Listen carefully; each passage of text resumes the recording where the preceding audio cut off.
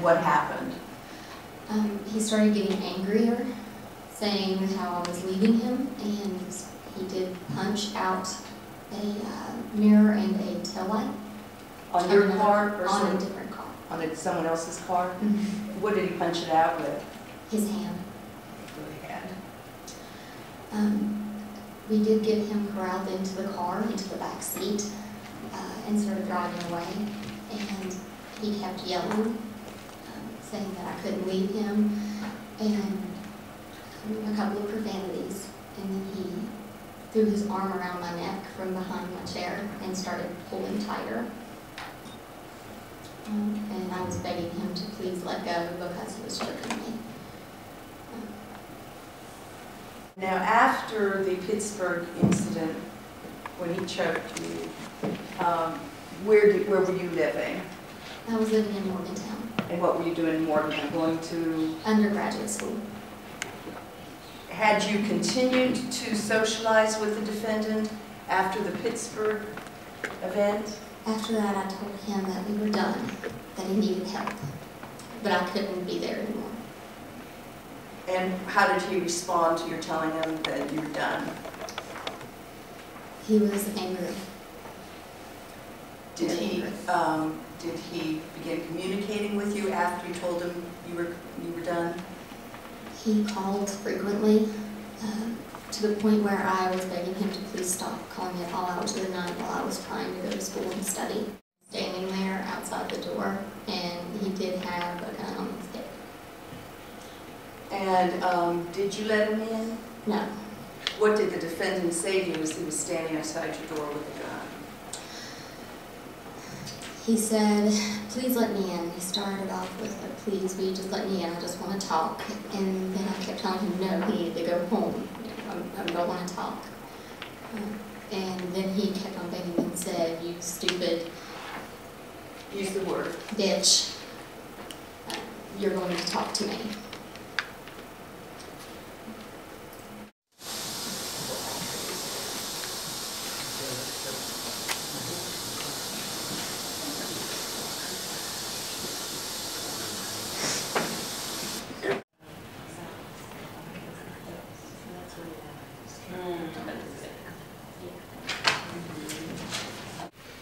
When you were in Kuwait, who were your roommates? Who did you live with in Kuwait? Chad Weaver, Jeremy Lambert, and Taj Martin. There were 4 of us per room. Was there an incident of a Marine who didn't want to be in the war who blew his head off? No. While you were in Kuwait in this time frame with the defendant, was there a female airman who overdosed on drugs and was observed twitching on a gurney? No.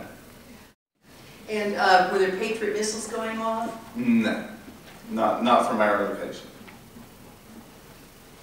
Were there reports or the threat of animals in your location having IEDs or explosive devices planted inside them? Not that I recall.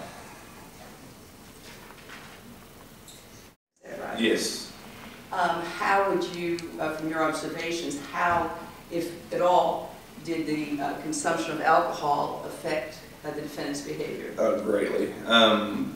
When he was sober, you know, just normal guy, you know, good to hang out with and everything. When he would drink, sometimes he would be okay, and then other times he would get real depressed or violent.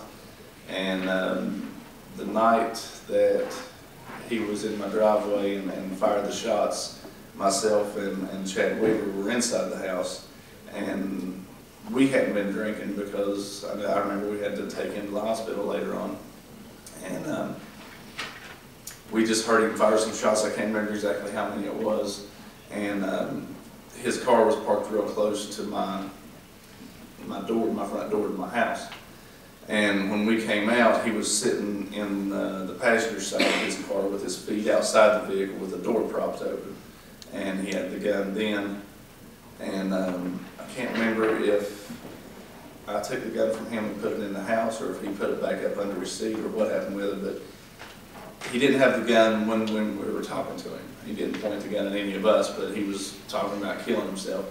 But that was not anything to do with Kuwait. That was girl trouble he was having at that time.